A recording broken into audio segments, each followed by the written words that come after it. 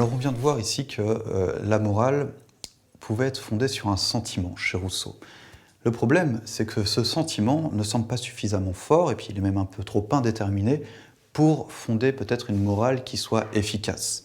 C'est la raison pour laquelle, dans une troisième partie, on peut se demander s'il n'est pas possible de fonder la morale sur autre chose qu'un sentiment, et notamment sur la raison.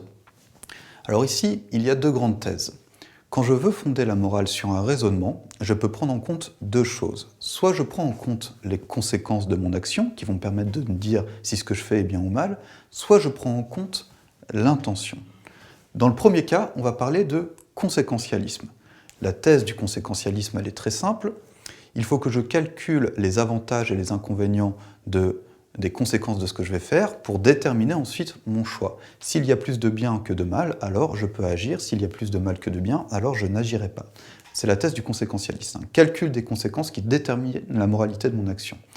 Simplement, cette thèse, elle rencontre assez rapidement des limites.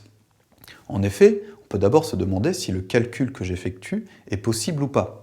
Il y a certainement une conséquence que je ne peux pas toujours prendre en compte. Peut-être que le calcul même est infini, il y aura toujours une conséquence à la conséquence, etc. Et ensuite de ça, le conséquentialisme nous demande d'être impartial, c'est-à-dire que je ne dois pas accorder plus de valeur à mes proches, à mon entourage, etc. dans le calcul des conséquences que j'effectue. Et cette question de l'impartialité, il semblerait qu'elle soit difficile, puisque je suis conduit assez naturellement, assez spontanément, à accorder un avantage nécessairement aux gens dont je suis le plus proche. C'est la raison pour laquelle, à côté du conséquentialisme, on peut penser une autre morale fondée sur la raison, une morale fondée donc sur l'intention, et c'est ce qu'on appelle le déontologisme.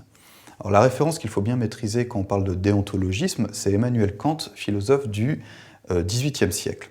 Pour Kant, c'est l'intention seule qui permet de déterminer la moralité de mon action. Les conséquences ne doivent pas être prises en compte pour dire si ce que je fais ou si ce que j'ai fait est bien ou mal. Qu'en est-il plus précisément pour Kant ? Pour bien comprendre, il y a une distinction qu'il faut connaître, c'est la distinction entre le fait d'agir conformément au devoir et le fait d'agir par devoir. Pour expliquer cette différence, on peut prendre un exemple. Prenons l'exemple d'un commerçant qui se demande s'il faut qu'il rende la monnaie exacte à ceux qui viennent lui acheter un produit.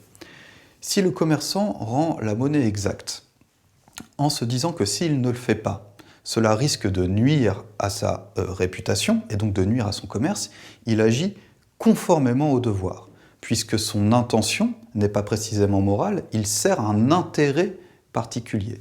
Il se dit, si je veux conserver mon commerce, alors je dois rendre la monnaie exacte. Il n'agit pas par respect pour l'honnêteté, si on veut. Si par contre le commerçant rend la monnaie exacte en se disant qu'il est moral de le faire, quelles que soient les conséquences, alors il n'agit plus conformément au devoir, mais il agit par devoir, il agit par obligation, par respect pour la morale. C'est la différence que fait Kant entre un impératif hypothétique et un impératif catégorique. Quand dans ma tête mon intention se formule de la manière suivante, si je veux, alors je dois. Par exemple, si je veux conserver ma réputation, alors je dois rendre la monnaie. J'agis conformément au devoir, c'est un impératif hypothétique, puisque la loi à laquelle j'obéis est subordonnée à une condition. Par contre, si le commerçant se dit « je dois rendre la monnaie », si son intention est celle-ci, quelles que soient les conséquences, alors il est dans un impératif que Kant appelle catégorique. Et ici, on est dans la morale et l'obligation. Alors voilà pour le déontologisme, qui a lui aussi certaines limites. Ces limites, c'est que je ne dois donc pas prendre en compte les conséquences, mais ces conséquences, elles peuvent être désastreuses et immorales. En effet, c'est l'exemple que va donner Benjamin Constant quand il s'opposera à Kant, dans un texte où il lui expose les problèmes de sa morale. Il lui dit « Mais prenons le cas du mensonge. Selon votre morale, je suis obligé de dire la vérité, constamment et quelles que soient les conséquences. Mais imaginons que je cache un innocent chez moi et que la police vienne frapper à ma porte et me demande si je cache un innocent. Si j'agis en tant que déontologiste, si j'agis par respect pour la morale, alors je dois dire la vérité coûte que coûte. Mais on voit bien qu'ici la conséquence serait désastreuse puisque je livrerai à la police un innocent. Il semble donc qu'il faille prendre en compte les conséquences et que ce rigorisme qui consiste à s'en tenir nécessairement au devoir moral peut être problématique d'un point de vue moral.